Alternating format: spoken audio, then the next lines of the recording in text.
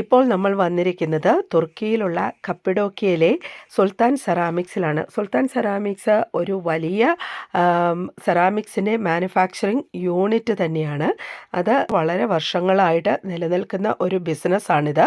ഈ പോട്രി ബിസിനസ്സിലൂടെയാണ് അന്നും ഇന്നും കപ്പഡോക്യ അല്ലെങ്കിൽ തുർക്കിയിൽ ഏറ്റവും അധികം ജനങ്ങൾ വരുമാനമുണ്ടാക്കുന്നത്. തുർക്കിയിൽ പ്രധാനമായും പല ബിസിനസ് ഉണ്ടെങ്കിലും പോട്രി ബിസിനസ്സിനാണ് ഏറ്റവും അധികം പ്രചാരം ഉള്ളത്. പിന്നെ ഈ ബിസിനസ്സുകളെല്ലാം ചെയ്യുന്നത് ഞാൻ നേരത്തെ പറഞ്ഞതുപോലെ ഗുഹകളിലാണ് ഇവർ ചെയ്യുന്നത്. പഴയ ഗുഹകളുടെ അകത്ത് അവർ അതിനുള്ള ഫെസിലിറ്റി ഒരുക്കിയാണ് ചെയ്യുന്നത്. അപ്പോൾ നമ്മളുടെ ഗൈഡ് നമ്മളോട് ഈ കാര്യങ്ങളെല്ലാം എക്സ്പ്ലെയിൻ ചെയ്യുകയാണ്.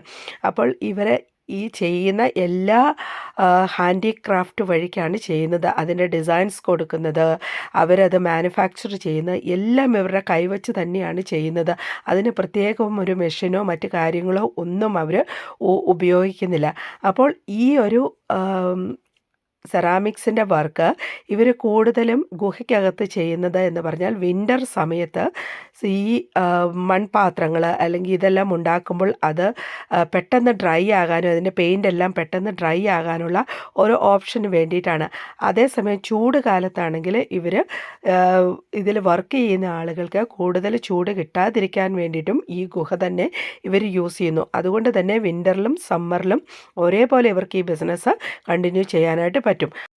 ഇപ്പോൾ നമ്മളെ ഈ ഡെമോൺസ്ട്രേഷൻ കാണിച്ചു തരുന്ന ആളുടെ പേര് സുൽത്താൻ എന്ന് തന്നെയാണ്.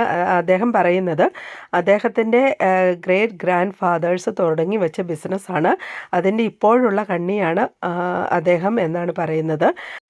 അപ്പോൾ ഇതെങ്ങനെയാണ് മേക്ക് ചെയ്യുന്നതെന്നുള്ള അതിൻ്റെ ഓരോ സെറാമിക്സിൻ്റെ മിക്സ് അദ്ദേഹം എക്സ്പ്ലെയിൻ ചെയ്യണേ. നമ്മൾക്ക് ബേസിക് ആയിട്ടുള്ളതാണ് പറഞ്ഞു തരുന്നത്. അത് കൂടുതൽ ഡീറ്റെയിൽ ആയിട്ട് പറഞ്ഞു തന്നാൽ നമുക്ക് മനസ്സിലാകത്തുമില്ല. എന്താണെങ്കിലും അവരുടെ ആ ട്രഡീഷണൽ ആയിട്ടുള്ള കാര്യങ്ങൾ ചെയ്യുന്നത് നമ്മൾ ഭയങ്കര അതിശയത്തോടെ തന്നെയാണ് നോക്കി നിന്നത്. ഭയങ്കര പെർഫെക്ഷനിലാണ് അവർ ഓരോ കാര്യങ്ങളും ചെയ്തു വെച്ചിരിക്കുന്നത്.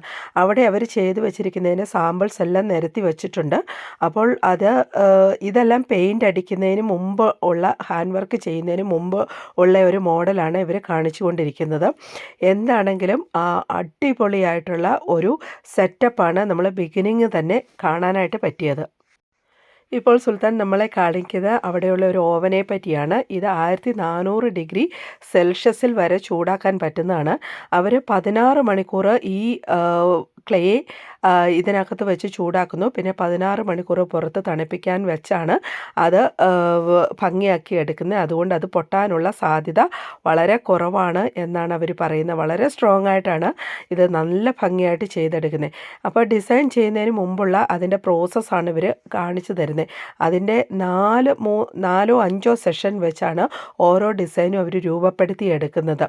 അത് ഭയങ്കര ഹാർഡ് വർക്ക് ചെയ്താണ് അവർ ചെയ്തിരിക്കുന്നത്. പിന്നെ മിക്ക പ്ലേറ്റുകളിലും നമുക്ക് കാണാം ഈ തുളിപ്പ് എന്ന് പറയുന്ന ആ ഒരു ചെടിയുടെ അല്ലെങ്കിൽ ആ ഒരു പൂവിൻ്റെ പിക്ചർ എല്ലാ പ്ലേറ്റിലും തന്നെ കാണാം.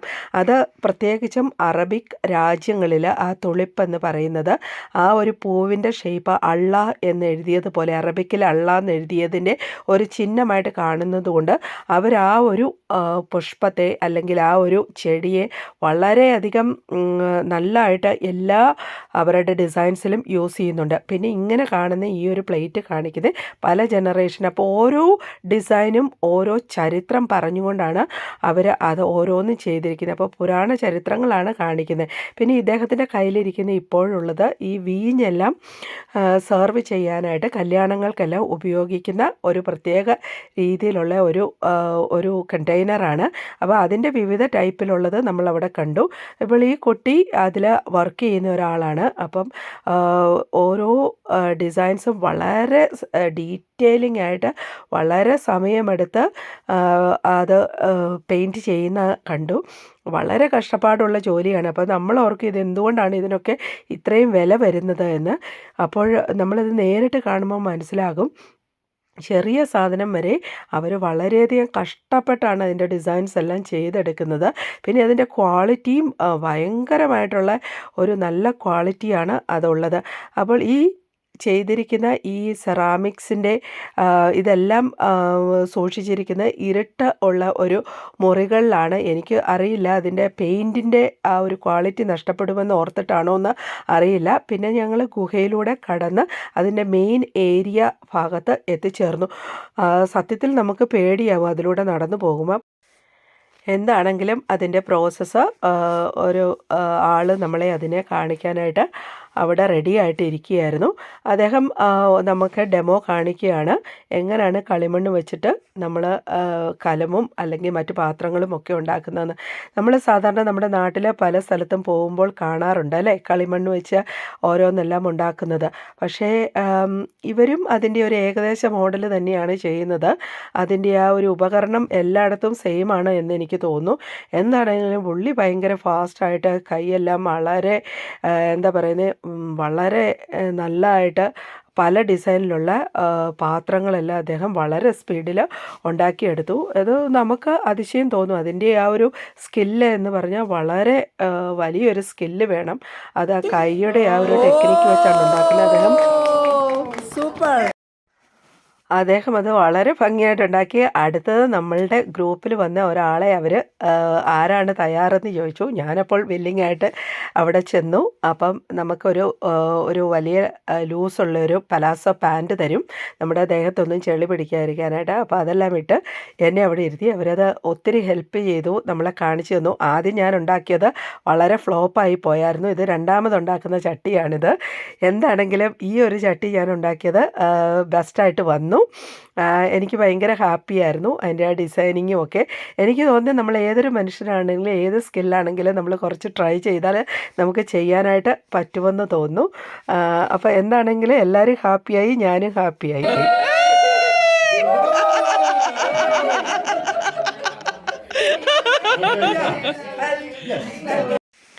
ലൈറ്റ് ഓഫ് ചെയ്തിട്ടുള്ള സെറാമിക്സിൻ്റെ ഡിസ്പ്ലേ ആണ് ഈ കാണുന്നത്. ഭയങ്കര അട്രാക്റ്റീവായിട്ടുള്ള ഒരു സീനാണിത്. വോളിലെല്ലാം അവർ ഡിസ്പ്ലേ ചെയ്ത് വെച്ചിട്ടുണ്ട്. ആക്ച്വലി അവർ പറഞ്ഞു വീഡിയോഗ്രാഫി അലൗഡ് അല്ലെന്ന്.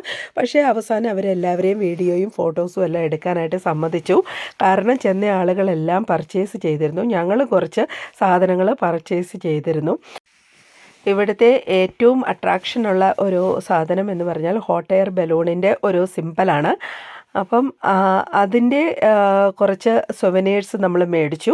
അതുപോലെ തന്നെ കുറച്ച് നമ്മുടെ ഡൈനിങ് ഹാളിൽ വെക്കാൻ പറ്റുന്ന രീതിയിലുള്ള നല്ല അടിപൊളി സാധനങ്ങൾ മേടിച്ചു. പക്ഷേ നല്ല വിലയാണ്. പക്ഷേ ആ വിലയുടെ കാര്യങ്ങൾ എന്താണ് എന്ന് നമ്മൾ അവിടെ പോയി കാണുമ്പോൾ മനസ്സിലാകും. അത്രമേൽ അവരത് ഹാർഡ് വർക്ക് ചെയ്യുന്നുണ്ട്. നമ്മൾ ഡ്യൂപ്ലിക്കേറ്റ് ആയിട്ട് എവിടുന്നെങ്കിലും പ്രിൻ്റായിട്ട് മേടിക്കുന്ന ടൈപ്പിലല്ല, ഇവർ ഹാൻഡ് വർക്ക് ചെയ്യുന്നതുകൊണ്ടാണ് ഇത്രയും കോസ്റ്റ്ലി ആകുന്നത്. എന്താണെങ്കിലും ഇവിടെ ഒരു വിസിറ്റ് നല്ലൊരു വേർത്തായിട്ടുള്ളൊരു കാര്യമാണ്. ഒരിക്കലും മറക്കാൻ പറ്റാത്ത, എന്നാൽ ഇനി ഒരു ജീവിതത്തിൽ ഇതുപോലെ ഒരു വർക്ക് അല്ലെങ്കിൽ ഇങ്ങനെ ഒരു പ്ലേസ് കാണാൻ പറ്റുമോ എന്ന് തന്നെ എനിക്കറിയില്ല. എന്താണെങ്കിലും അടിപൊളിയായിട്ടുണ്ടായിരുന്നു. ഒരു വ്യത്യസ്ത അനുഭവം തന്നെ.